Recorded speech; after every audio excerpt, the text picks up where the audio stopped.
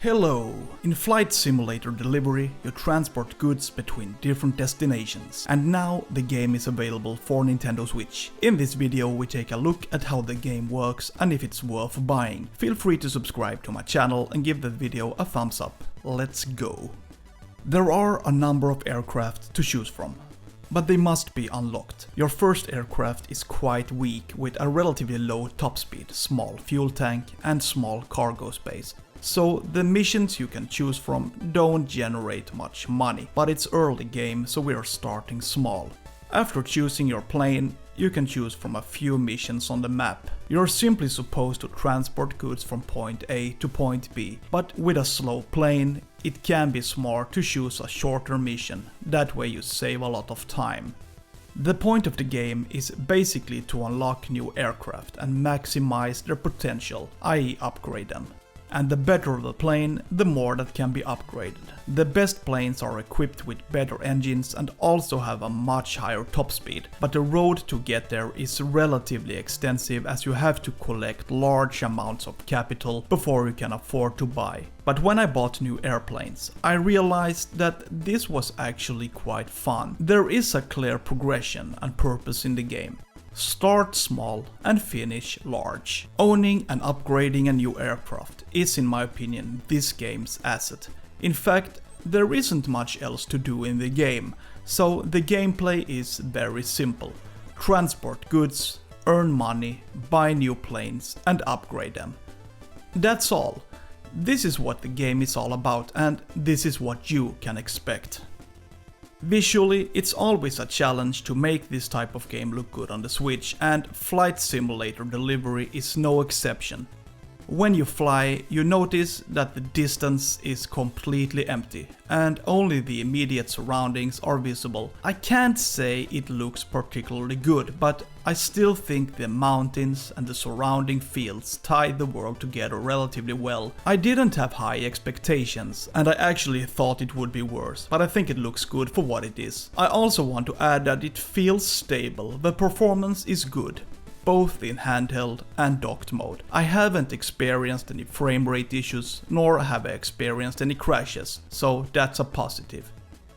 I thought I'd take the opportunity to discuss what bothered me, namely the lack of tutorials or explanations. If you have no experience with flight simulators, then this game will not hold your hand. When you fly, you see a number of gauges, but no explanation is given as to what they are for or how they correlate with each other. I find this problematic as they are fundamentally important to a safe flight.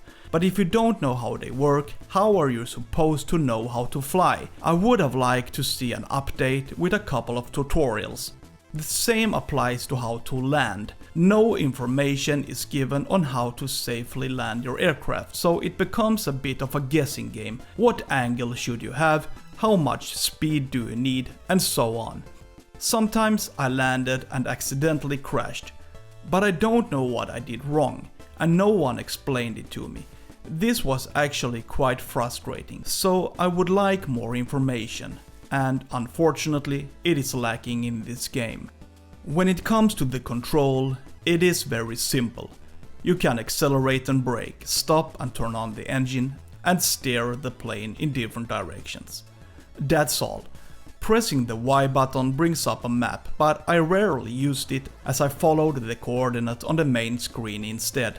You can also choose whether you want to see the aircraft from the cockpit or from behind. Here I would have liked to see more options. I found that I would have liked a different angle when I was going to land. Sometimes I couldn't see the wheels and had to visually judge the distance between the wheels and the ground. Unfortunately, the risk of a crash increased because I didn't have another camera option. But as I said, the control is very basic and offers few options. It is easy to use, but for those who want a game with tons of possibilities where you can customize to the max, they should probably look elsewhere.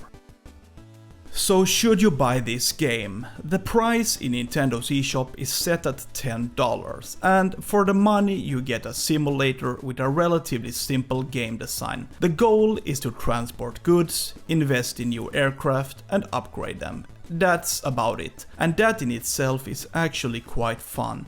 but it can get quite monotonous in the long run. There isn't much else to do in the game, and here too I would have liked to have seen the game developed further, that the game offered more gameplay options that could maintain my interest, because as I said, after a while it becomes clear what the purpose of the game is, and then I wished I could do other things than just transporting goods. The basic concept is perfectly fine, but I would have liked it to have been expanded somewhat. Then we would have had a completely different simulator with a greater entertainment value. This isn't a bad game, and $10 is well in line with what it's worth, but I would have liked a more comprehensive experience. Feel free to subscribe to my channel and give the video a thumbs up. Have a nice day. See ya!